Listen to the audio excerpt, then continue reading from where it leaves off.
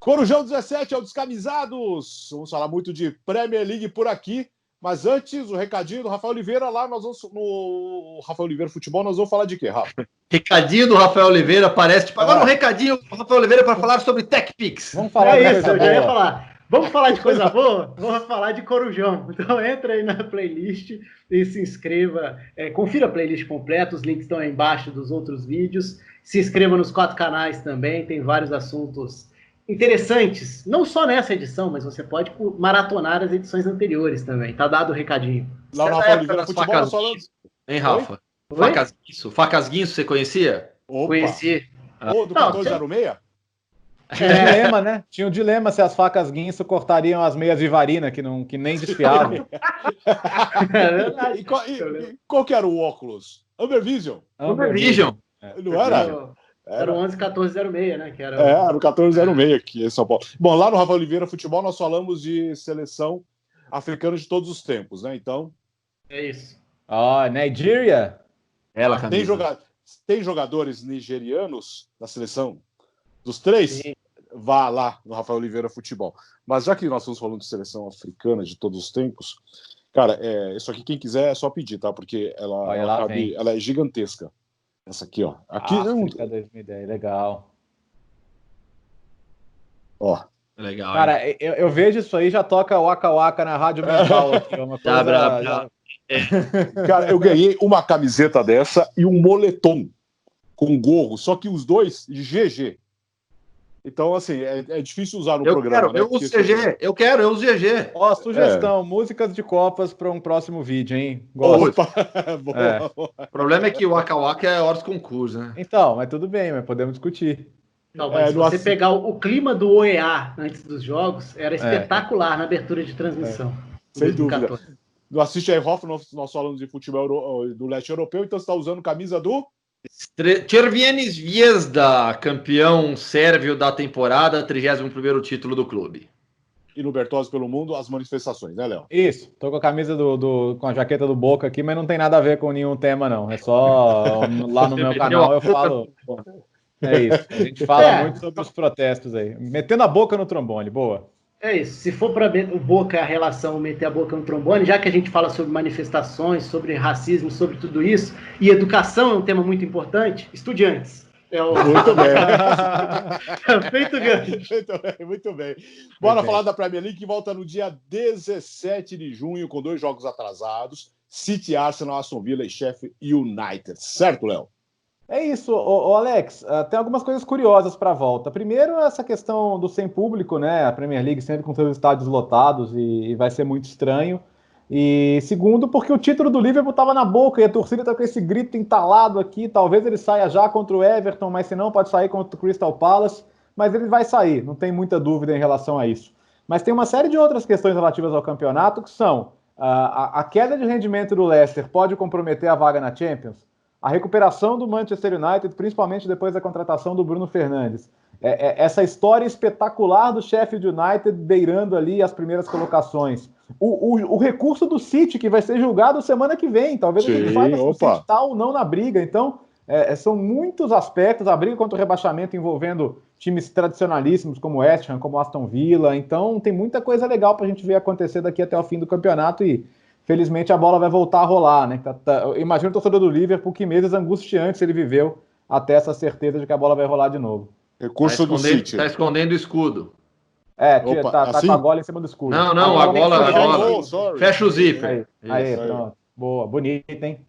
Essa é bem antiga, já tem uns 6, 7 anos já. Assim, hoje em dia Nike e Adidas dominam os uniformes mundiais, né? A New Balance até tá tentando entrar um pouco mais forte, mas Umbro é linda, né, velho? Os uniformes da Umbro são espetaculares. É demais, né? É demais mesmo. Tá querendo ser patrocinado, hein? Tá querendo ser patrocinado. Ou não, né? Porque eu tô falando que é mais bonito que os outros, né? Onde serão os jogos, hein? Onde serão os jogos da volta da Premier League? Assim, esse é um debate, mas na verdade já esfriou um pouco aquela ideia inicial, né, de que os jogos fossem realizados em campo neutro. O que se fala agora é da preocupação com jogos específicos. E aí os jogos, por exemplo, do Liverpool são jogos tratados como jogos de risco pela mobilização, pelo que pode gerar como efeito dentro da cidade. Isso tudo vai ser importante e acho que vai ser tratado semana a semana, de acordo com o desenvolvimento. É sempre bom lembrar, a Inglaterra, ela está dando um sinal verde muito antes da hora se comparado a outros países na Europa. Sim. Então não dá para comparar o cenário em que a Inglaterra está aceitando correr o risco com o cenário mais controlado que a Alemanha tinha. Eu acho que é importante ter isso em mente também. Agora, dentro de campo são várias atrações, embora o campeonato, como o Léo falou, já esteja resolvido há algum tempo. Então é questão do Liverpool confirmar o título. Está aí a jaqueta do Manchester United, que confirmou a extensão do contrato do Igalo, né, por empréstimo. Então permanece até o fim de janeiro de 2021. Ele que, eu confesso que chegou rendendo e acrescentando mais do que eu esperava no primeiro momento para o time do United. Então permanece. E são essas as dúvidas mesmo.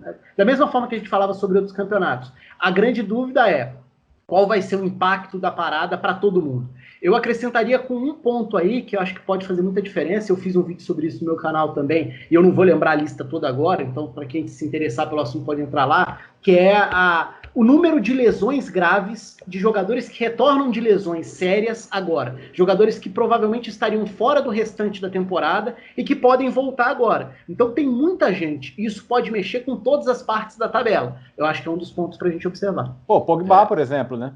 Sim. Rashford, Harry Kane, Son, quem mais? Tentando lembrar de outros times. Olha lá para a parte, sei lá, outras partes da tabela, você olha para um Bournemouth, David Brooks, antes de se machucar nos últimos 2 anos, estava muito bem. E por aí vai, são muitos os nomes. O próprio Alisson estava machucado no Liverpool, né?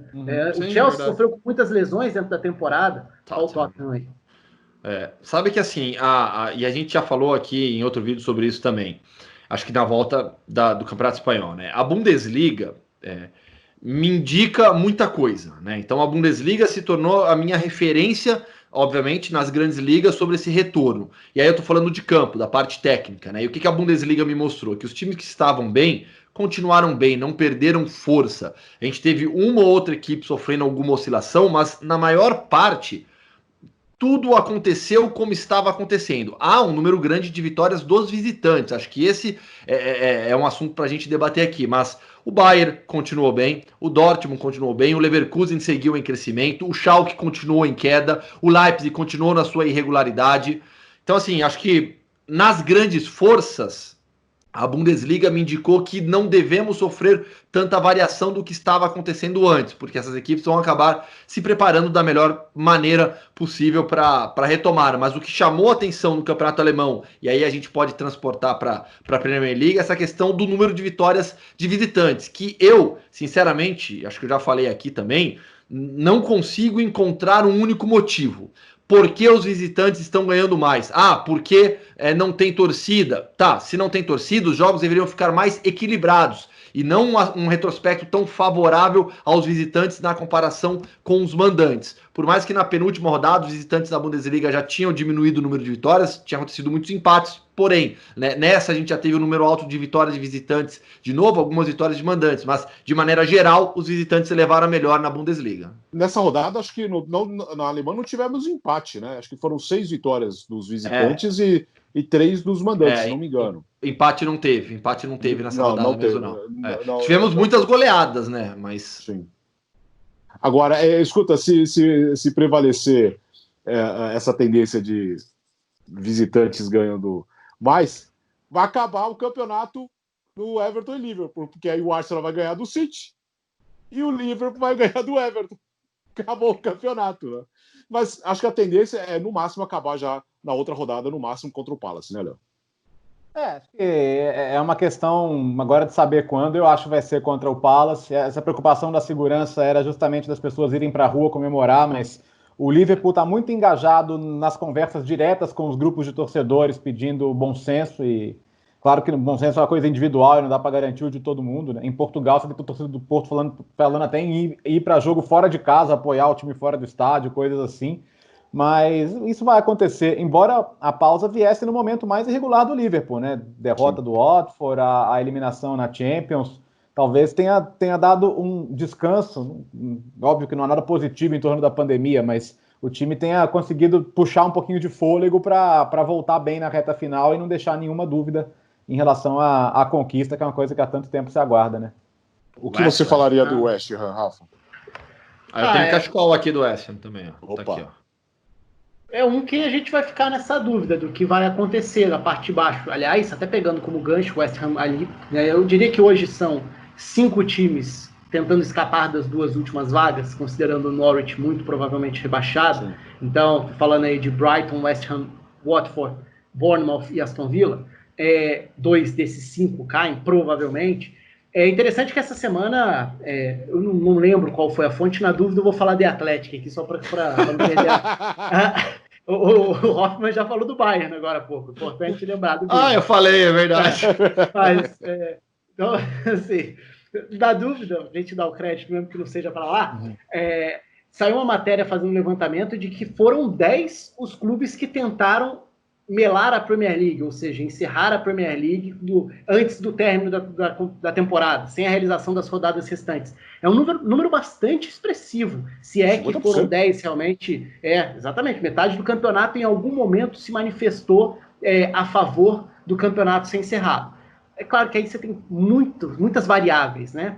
Isso pode passar por interesse próprio, a guerra de interesses, a gente já falou sobre isso em vídeo dentro do próprio Corujão há algumas semanas. Isso pode passar até por sensibilidade, dependendo do momento, porque lá atrás, e não tão lá atrás, né? Algumas semanas fazia todo sentido você virar e falar: olha, se ficar nessa situação, talvez seja mais prudente não ter jogo. E se isso já configura uma manifestação, eu acho que vira um posicionamento um pouco exagerado no levantamento. Mas a questão para mim é essa, foi muita gente, né, que se a gente considerar esses 50% aí, mas o fato é que vai ter campeonato. Aliás, a Championship também já debate seus protocolos para a volta da segunda divisão. Você falou do Sheffield, o Léo, pode ser um dos grandes prejudicados por essa parada?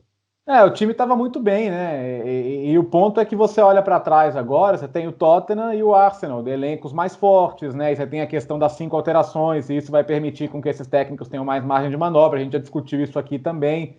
Então, assim, o normal, o óbvio, seria tanto o Tottenham quanto o Arsenal acabarem passando o Sheffield United nessa reta final e ficando com vagas europeias, né? Mas é um trabalho tão surpreendente, tão impressionante, que acho que a gente tem que esperar para ver, assim como o próprio Wolverhampton. E vamos lembrar, essa briga, por enquanto, ela é também por Champions. Se o 5º lugar for para Champions em função de uma punição ao City, o Wolverhampton e o Sheffield estão a 2 pontos, e o Sheffield tem jogo a menos ainda. Então a briga é a briga mais legal até, a do rebaixamento e a da Champions nesse momento.